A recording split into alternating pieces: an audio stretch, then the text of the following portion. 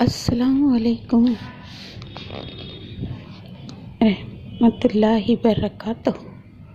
عزیز طلباء و طالبات، میں نسرین صدیقی مس، معاون معلمہ ملت ہائی اسکول مہرون جلگاؤں۔ عزیز طلباء، آج ہم جماعت نہوم کی درسی کتاب کمار بھارتی سے سبق نمبر 4 پڑھیں گے۔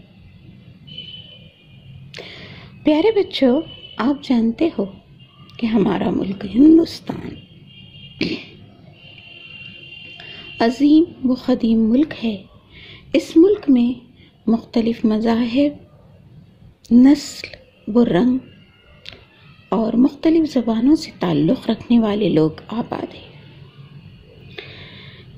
ہندوستان میں بہت سی زبانیں آج ایک دوسرے میں گھل مل گئی۔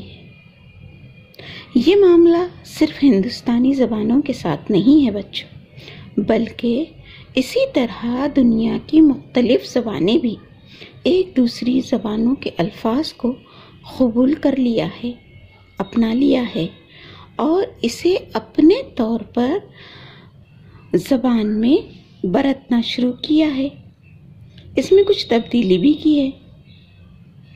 یہی زبان کی خوبی ہے اور اسی طرح زبان پروان چڑھتی ہے۔ زبان کے ذریعے غیر الفاظ میں اضافہ ہوتا ہے۔ تو آج پیارے بچوں، ہم جو سبق پڑھ رہے ہیں، سبق نمبر 4 تہنیت،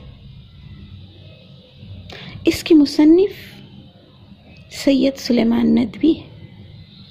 سید سلیمان ندوی کی پیدائش 22 نومبر 1884 کو دیسینا بہار میں ہوئی۔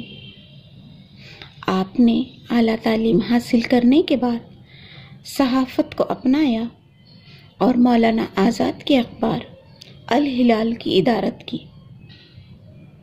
اس کے بعد مولانا شبلی کے اصرار پر اعظم گڑھ آئے اور